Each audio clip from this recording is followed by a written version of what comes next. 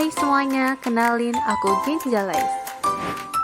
Kali ini kita akan membahas topik yang sangat penting bagi pasien hemodialisis, yaitu nutrisi. Bersama dengan Dr. Anta, kita akan menjelajahi bagaimana manajemen nutrisi yang cerdas. Yuk, simak lebih lanjut.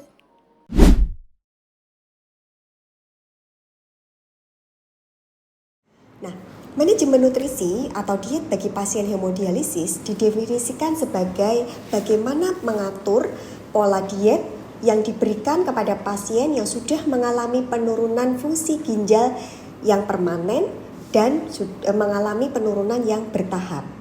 Dan ini nanti akan dikhususkan pada pasien dengan penyakit ginjal kronis yang sudah mendapatkan terapi hemodialisis. 1. Mengurangi penumpukan sisa metabolisme atau sampah uremi yang ada di dalam darah. Kedua, mengurangi penumpukan cairan yang berada di luar waktu dialisis. Yang ketiga, memperbaiki status gizi. Dan yang keempat adalah mencegah kekurangan protein, asam amino, dan vitamin.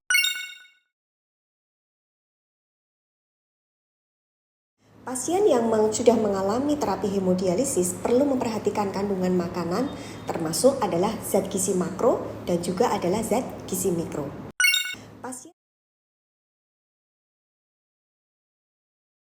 Zat gizi makro adalah zat gizi yang dibutuhkan dalam jumlah besar. Apa saja zat gizi makro itu? Mari kita bahas satu demi satu. Kebutuhan energi untuk pasien yang sudah mendapatkan terapi hemodialisis adalah 30 sampai 35 kilokalori per kilogram berat badan untuk satu harinya. Jadi misalnya pasiennya adalah beratnya 50 kg, maka kebutuhan energi harian adalah 1.500 sampai 1.750 kilokalori per harinya. Jadi biasanya kita akan mendapatkan perhitungan untuk kebutuhan karbohidrat ini adalah 50-60% dari total kebutuhan energi yang tadi sudah kita perhitungkan di awal. Jadi, ketika hasil hitung energi sebelumnya adalah 1.500, maka kebutuhan karbohidrat pasien adalah 50% dari 1.500, yaitu 750 gram per harinya. Berapa kebutuhan protein untuk pasien yang sudah mendapatkan terapi hemodialisis ini? Kebutuhan per hari kita bisa memperhitungkan tetap berdasarkan berat badan, yaitu adalah 1 sampai 1,2 gram per kilogram berat badan. Misalnya beratnya adalah 50 kg, berarti kebutuhan proteinnya adalah sekitar 50 sampai 60 gram per hari. Kebutuhan protein untuk pasien yang sudah mendapatkan terapi hemodialisis ini bisa didapatkan dari sumber protein hewani dan protein nabati. Protein hewani seperti telur, ikan, kemudian daging ayam ataupun daging merah. Kemudian untuk protein nabati bisa kita dapatkan dari sumber kacang-kacangan. Kebutuhan lemak harian adalah sekitar 25% dari total kebutuhan energi. Misalnya, tadi kita sudah mendapatkan kebutuhan total energi adalah 1.500. Artinya, 25% dari 1.500 kilokalori total energi yang dikonsumsi sehari, maka sekitar 42 gramnya adalah diperoleh dari lemak. Kebutuhan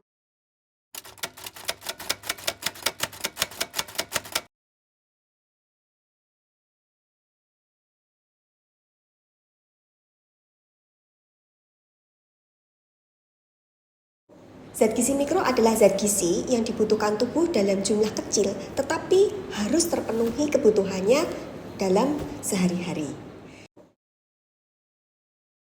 Dalam sehari, pada pasien yang menjalani terapi hemodialisis, kebutuhan untuk kaliumnya adalah 2.000 sampai 3.000 mg per hari.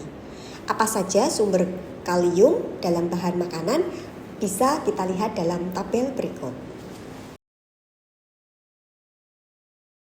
Kebutuhan satu hari untuk pasien yang menjalani hemodialisis ini adalah sekitar 1.500 sampai 2.300 mg per hari atau setara dengan 1 sendok teh. Kemudian yang harus kita perhatikan juga pada pasien dengan hemodialisis ini juga adalah harus memperhatikan konsumsi makanan dan minuman instan yang biasanya memang mengandung natrium, sejumlah natrium yang ada dalam makanan atau minuman tersebut. Sehingga tetap harus dilakukan pembatasan, baik terutama adalah konsumsi makanan dan minuman yang instan untuk pasien yang mengalami terapi hemodialisis. Berapa asupan maksimal untuk fosfor, yaitu adalah 700 mg per hari. Nah, untuk itu kita perlu mengetahui bahan-bahan makanan apa saja yang mengandung fosfor tinggi, fosfor sedang, ataupun fosfor yang rendah. Berikut adalah tabel makanan yang akan menjelaskan berapa kandungan fosfor di dalamnya. Kebutuhannya adalah sekitar 2-5 mg per hari. Untuk sumber makanan dari mana saja kita bisa mendapatkan asam folat ini, yaitu bisa dari beberapa jenis sayur dan buah. Contohnya adalah dari asparagus, kale, selada, brokoli, bayam, itu untuk yang sayur. Kemudian untuk yang buah bisa kita dapatkan dari melon, pepaya, ataupun jeruk. Kebutuhannya. Cara praktis untuk mengukur bagaimana jumlah asupan cairan yang dikonsumsi sehari-hari adalah kita perlu memperhitungkan yang pertama yaitu jumlah urin atau jumlah air kencing yang keluar dalam 24 jam.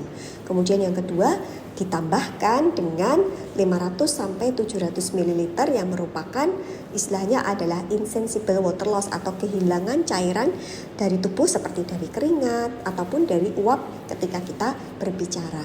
Cairan ini adalah termasuk minum, kemudian kuah yang ada pada sayur, dan juga adalah air yang ada pada buah yang dikonsumsi. Contohnya, jika ada pasien dengan berat 50 kg dengan jumlah urin 1000 ml per hari, dan menggunakan perhitungan yang dijelaskan Dr. Anta sebelumnya, maka dihitung sebagai berikut dengan hasil akhir kebutuhan cairan pasien adalah 1750 ml per kilogram berat badan.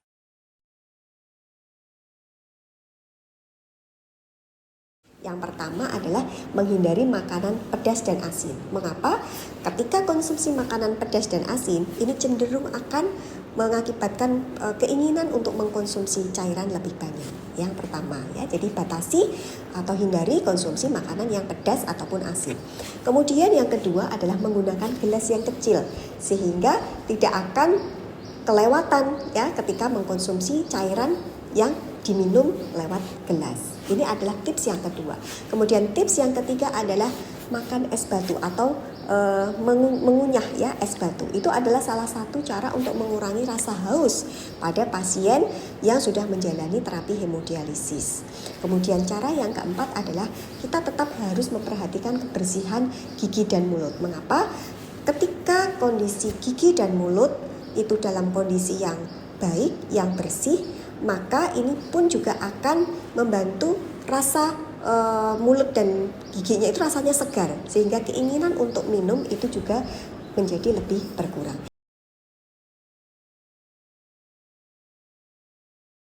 Pertama adalah ketika memasak gunakan bahan-bahan bumbu yang cukup kuat, misalnya rempah ya, kemudian bisa juga kita gunakan bumbu-bumbu yang lain yang jumlahnya bisa lebih banyak, misalnya menambah bawang merah atau bawang putih, dan juga rempahnya bisa kita tambah misalnya kunyit, jahe, ataupun kita menambahkan daun salam ataupun serai, sehingga cita rasa makanan itu akan menjadi lebih baik.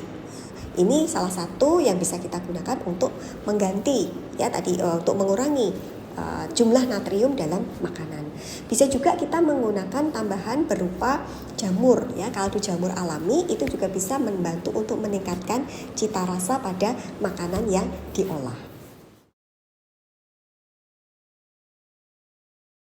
Yang pertama adalah dengan mencuci sayur atau buah dan bahan makanan yang lain yang telah dikupas ataupun dipotong-potong terlebih dahulu. Ini yang pertama. Kemudian yang kedua, tips yang bisa kita gunakan adalah merendam bahan makanan tersebut dalam air hangat ya, sehingga kalium itu akan larut di dalam air perendamnya. Kemudian airnya dibuang, tidak kita gunakan tentu saja untuk memasak karena air tersebut sudah mengandung kalium yang tadi berasal dari bahan makanan sayur ataupun buah. Kemudian yang berikutnya yang bisa kita lakukan adalah bahan makanan berupa sayur dan buah. Sebaiknya air yang digunakan itu agak banyak sehingga kaliumnya itu betul-betul banyak yang larut di dalam air yang digunakan untuk memasak. Kemudian berikutnya pasien yang sudah mengalami penyakit gagal ginjal kronik dan mendapatkan terapi hemodialisis disarankan untuk tidak mengkonsumsi kuah sayur ataupun yang tadi ya dipakai untuk merendam sayur ataupun buah dalam jumlah yang sangat banyak. Cukup untuk membasahi saja makanan yang akan disantap. Yang